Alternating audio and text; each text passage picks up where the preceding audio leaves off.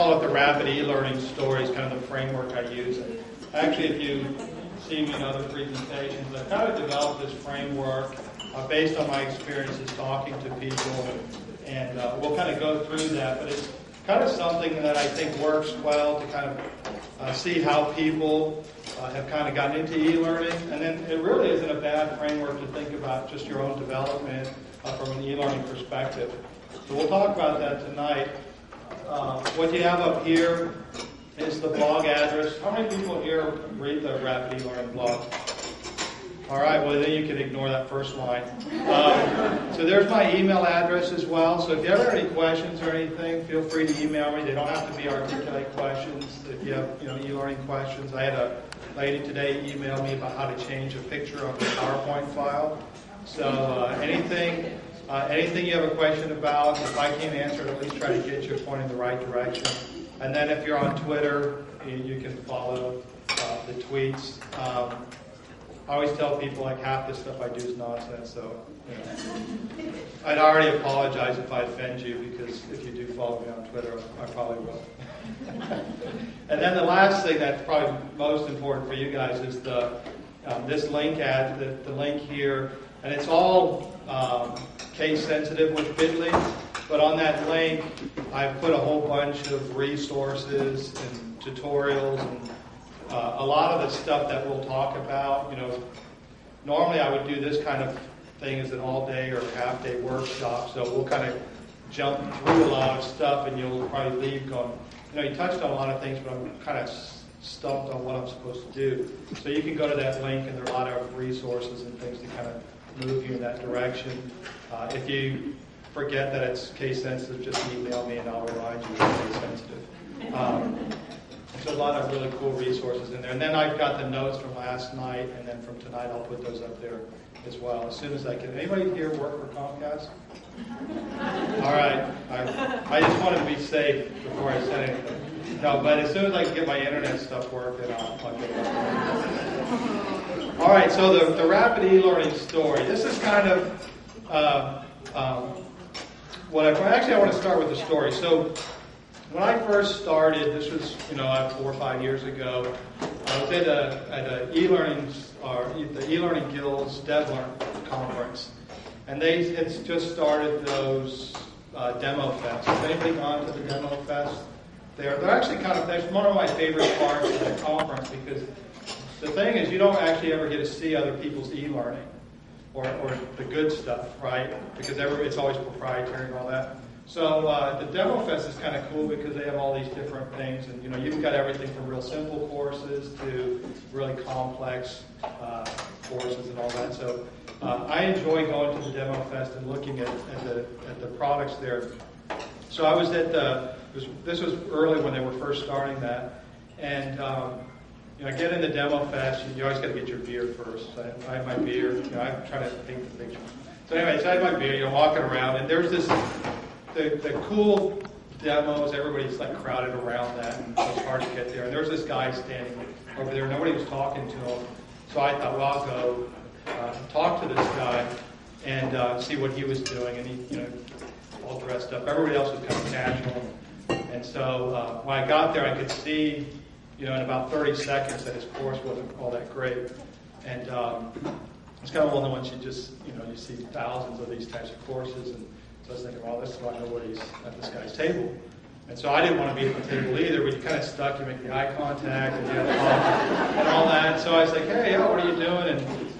And really it ended up being a very humbling experience for me, and really changed a lot of how I focus what I do. And the thing was, this guy, he was just a stand-up trainer, worked for some sales team, and the company said, we need to start doing some e-learning. So he bought a tool, put together some e-learning. Again, wasn't like great e-learning, but it was, what he did. And his company, he met all the metrics that the company had set. They met all their sales goals, and the company was ecstatic about what he had done. So much so that they said, hey, we're going to pay for you. He wanted to show off his course, and we're going to pay for you to go to the conference. And then, he really wanted to get more training and experience doing e-learning, so he's come to the conference to learn from these experts. And the reality, though, is that all those experts would be sitting in their sessions holding his course up as an example of what's bad with e-learning. And it really, and I would have been one of those types of people talking about, how this type of e-learning is really bad, and this is what you shouldn't be doing. And it really was a humbling experience for me. I thought, who am I to sit there? If the company's happy, they're paying him. If they're happy with what he was doing and they want him to get trained, I should really be there to help him where he's at and help him do the best. And then I look at some of the projects I did 20 years ago and look at some of that stuff and I think, geez, well, you guys will never see it. That's one thing, but it's not very good either. And I actually was digging through some, I won't mention the names of the company, but I was digging through some old CDs looking for something. I found this old CD from this e-learning vendor, and the CD was probably from maybe the early 90s. And so I was like, oh, because I'm familiar with the work they do now, and so I was looking at the CD and it's like, holy moly, this is just junk. I can't believe that they put this stuff out. And the thing is, they also kind of built junky stuff at the get-go, right? So the point I want to make is that you don't need to feel bad if you're just getting started and you're not building like world-class e-learning. You've got a great starting point, and then the secret is to just keep building on your experiences. So I want to talk about this rapid e-learning story. So here's what I typically find when I talk to people. They were stand-up trainers. Well, one is before they got into training, they were subject matter experts who were good at explaining stuff. So then they became trainers, and then somewhere in the process, the company says, hey, you know what? You're going to build e-learning courses now.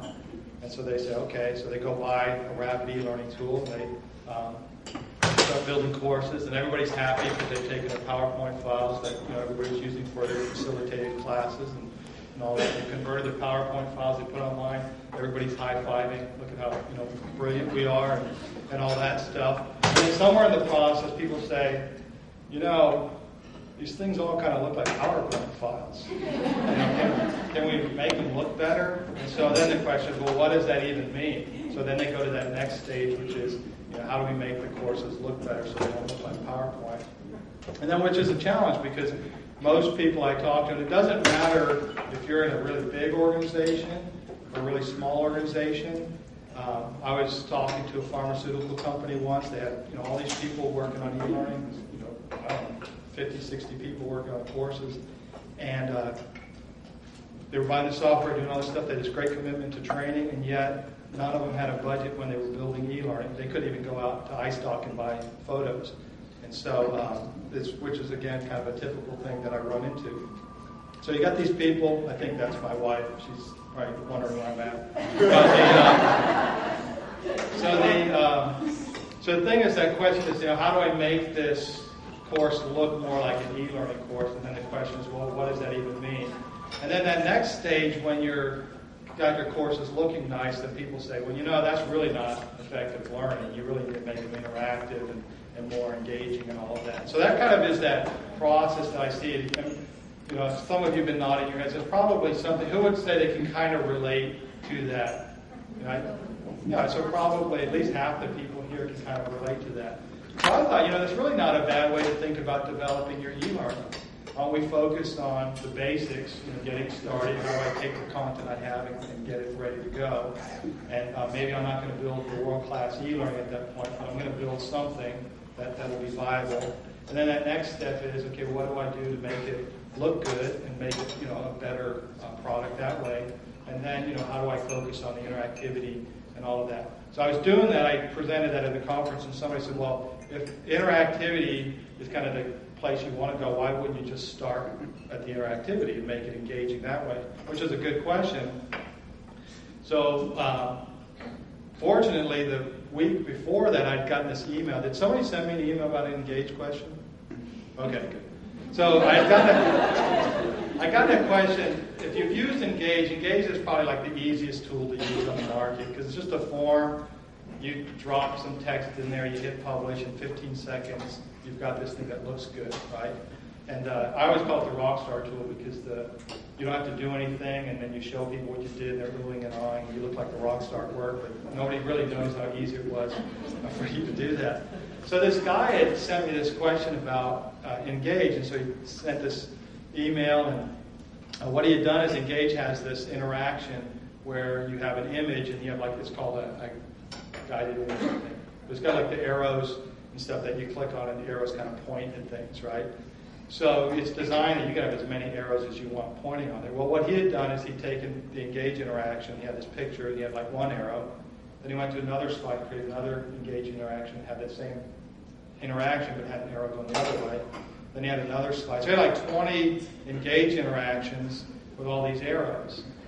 And he really just needed one Engage interaction to do what he wanted to do. So I was asking, well, why are you doing it this way? And he said, well, I don't want to make it look like PowerPoint. So I said to him, well, you could make it not look like PowerPoint, but you could really use Engage in a better way. So we kind of walked through that. So that's my answer to the person who says, well, why don't you start on the interactivity and some of the higher end parts of e-learning? It's like, well, if you don't know how to use the tools that you have, it's going to be hard to build effective e-learning. So I would say at that first stage, it's really about building courses and becoming fluent with the tools that you have. So if you're using like a PowerPoint to Flash tool, the more you know about PowerPoint, the more dynamic you can make your courses. But if you don't know how to use PowerPoint, then your courses, you're really limiting what you can do. And it's the same thing with any of the tools. It doesn't really matter what tools you use. The more fluent you are with the tools that you have, the more capability you're going to have to build the interactivity. But to try to just jump into the interactive part and really not understand the tools that you have, I think it's a little frustrating for people, especially when they're first starting. So let's look at this first step in the process. And I would say that first step, it's really not about building kind of the world-class e-learning. It's kind of like, let me get started. What are some of the key things that I need to think about when I'm building my courses? And so, typically, this is actually, I made the slide from a PowerPoint file. I modified the content a little so the person wouldn't recognize it. In case, did anybody send me a slide that looked like this? So this is actually kind of from, it's made up, but it's kind of something that I got from somebody. And if you look at it, you don't even really know what to look at, right? I mean, it's just all over the place.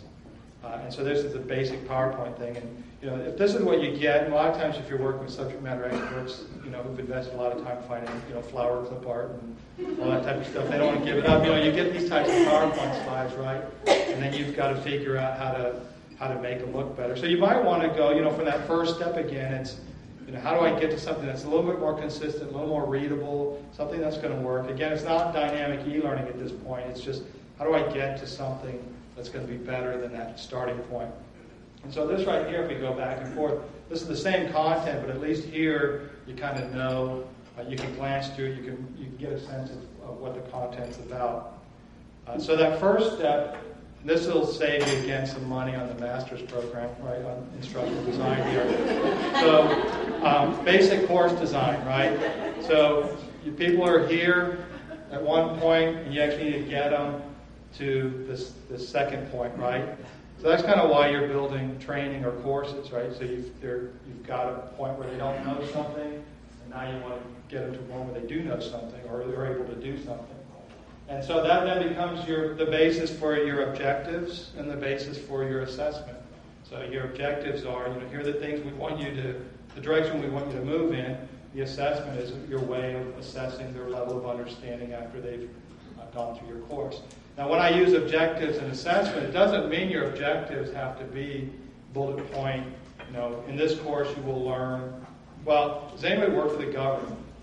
Because if you work for the government, you probably have to do that, right? Because they're kind of like that, right? But you don't have to have, in this course you're going to learn and then list 10 bullet points. You can make your objectives any way you want to. It's really about exposing to the person who's learning their need to learn something or what they're going to learn. So you can do pre-tests that are kind of challenging, that get them to think about things, and maybe they fail or struggle through it. It kind of then opens up their understanding of the fact that they don't understand, right? And the same thing with the assessments. The assessment doesn't have to be a multiple choice quiz. The assessment is just a way for you to determine their level of understanding based on this course design. one of my favorite books is Understanding, well, it's not my favorite books, but it's a good book for instructional design, is Understanding by Design. And he